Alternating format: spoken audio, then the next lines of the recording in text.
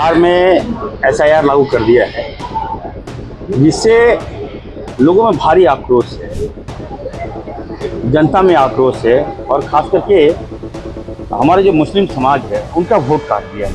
हमें लगता है, हमें अंदेशा है कि सारा पैसा अदानी के अकाउंट में या अंबानी के अकाउंट में जाएगा। बड़ी साजिश है और वो लोग माला माल हो जाएंगे। हम इस साजिश का पर्दाफाश करेंगे। राहुल जी ने छेड़ दिया है, आगाज कर दिया है राहुल गांधी जी। हम लोग भी साथ देंगे, जनता को बताएंगे। बिहार के बाद हो सकता है झारखंड भी पुलिस करेगा। बिहार में एसआईआर लागू कर दिया है, जिससे लोगों में भारी आक्रोश है, जनता में आक्रोश है और खास करके हमारे जो मुस्लिम समाज है उनका वोट काट दिया है, दलित का वोट काट दिया है, आदिवासियों को आपने छाट दिया है और 65 करोड़ बताइए मतदाताओं को आप छांट दीजिएगा। 65 लाख आप कैसे छांट सकते हैं? उनका राइट है, उनका हक है। अब बताइए, वोटर लिस्ट से नाम काट दिया आपने, आधार कार्ड से नाम काट दिया, तो स्वतः आपका बैंक अकाउंट क्लोज। अब 65 लाख लोगों का बैंक जितना पैसा होगा वो कहाँ जाएगा? ये चिंता का विषय है। लोग जान नहीं चाह रहे। अभी हम लोग बता रहे हैं लोगों को। अब तो लोग पैसा निकालना स्टार्ट कर दिए हैं। मरे भी नहीं है, नाम काट दिया। बाहर गए, नाम काट दिया। पैसा क्या होगा? पैसा भी ले लीजिएगा क्या? हमें लगता है, हमें अंदेशा है कि सारा पैसा अदानी के अकाउंट में या अंबानी के अकाउंट में जाएगा। बड़ी साजिश है और वो लोग माला माल हो जाएंगे। हम इस साजिश का पर्दाफाश करेंगे। राहुल जी ने छेड़ दिया है, आगाज कर दिया है राहुल गांधी जी। हम लोग भी साथ देंगे, जनता को बताएंगे। बिहार के बाद हो सकता है झारखंड भी प्रवेश करेगा। झारखंड में तो कह रहे बाबूलाल की यहाँ भी होगा, पूरे देश में होगा। देखिए, बाबूलाल जी की बातों को तो हम तो सीरियस नहीं लेते, हल्के में लेते हैं। और आज आपने देखा होगा, हल्के में लेते हैं। आप तो पहले हमारे साथ थे ना, हमारा सारा आप भेद ले लिए, चले गए भाजपा में। क्या होगा उससे? मैं तो कह रहा था आप हमारे साथ सेकुलर हो जाते हैं और उधर आप नफी से हो जाते हैं क्या? तो आज के देखिए, आज इतना गंभीर डिबेट हुआ, आपदा विभाग, इमरजेंसी कहते हैं जिसको।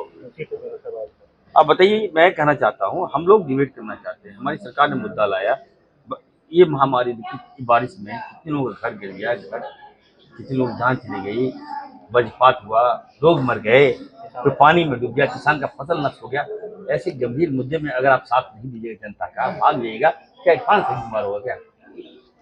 हमारे लोकप्रिय मुख्यमंत्री जी ने बड़ा साहस दिखाया, डिबेट कराया। और not debate, yes, giving direction to me. ये एवरी डिस्ट्रिक्ट आकलन करो और पैसा दो।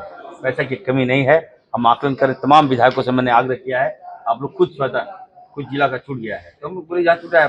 पर्टिकुलर आप बताइए कौन सा लोकेशन का, कौन सा गांव का, कहाँ क्या है, आप बताइए।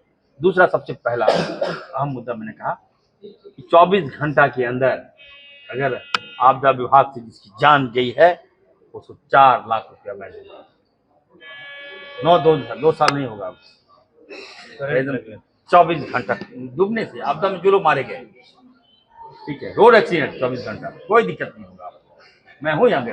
और सबसे दूसरी बात यह है कि एसएमएस का अलर्ट हम कराते थे कि अगर मान लीजिए कहीं बारिश होना है, ठंड आना है, आंधी आना है, तूफान आना है, तो आधा घंटे मान लीजिए एसएमएस किए, अलर्ट। कुछ लोगों के पास मैसेज चला गया, कुछ लोगों के पास मैसेज नहीं गया, तो वो तो अलर्ट नहीं हुए, ठंड क्या हुआ, लोग मर गए। तो अब हमने उस प्रक्रिया को नया टेक्नोलॉजी लाए हैं। आप 3 घंटा पहले हम जान लेंगे बारिश होना है, नहीं होना है, ठंडा गिरना है, नहीं गिरना है, लोग अलर्ट हो जाएंगे, उन तक पहुंचा देंगे। आप जहाँ ये घटनाएं घटेगी, लोग अलर्ट होंगे, निश्चित तौर पर जान बचाएंगे। तो पूरे जिले से रिपोर्ट आ गई और आगे की राशि नहीं, अभी चलता रहेगा। देखिए, हमारे पास, मैं बता दूं, हमारे पास आपदा में पैसे की कमी नहीं है। लगभग 5,400 करोड़ रुपये है हमारे पास। और जैसे जैसे हमारे पास आवेदन आते रहेंगे, आकलन का रिपोर्ट आता रहेगा, हम पेमेंट करेंगे। रांची के आसपास 4 जिलों में भारी फसल का लॉस हुआ है, उसका हम लोग भुगतान करेंगे। 2 टाइप का भुगतान है, फसल बीमा अगर जिसका होगा तो कम भुगतान होगा, जिसका फसल बीमा नहीं हुआ तो ज़्यादा भुगतान हम करेंगे। और इनफैक्ट सभी जिलों का आकलन हम मंगा रहे हैं। जहाँ जहाँ लॉस, मुख्यमंत्री जी का सीधा है कि आपदा में मुख्यमंत्री चट्टान रहते हैं, और उन्होंने मुझे सिखाया है कि जब मुसीबत हो तो चट्टान की तरह मदद करो। और तीसरा जो अहम सवाल, बाबूलाल जी रिस्क के बारे में बात कर रहे हैं। मैंने कहा है कि अब रिम्स टू नहीं होगा, अब सिम्स होगा।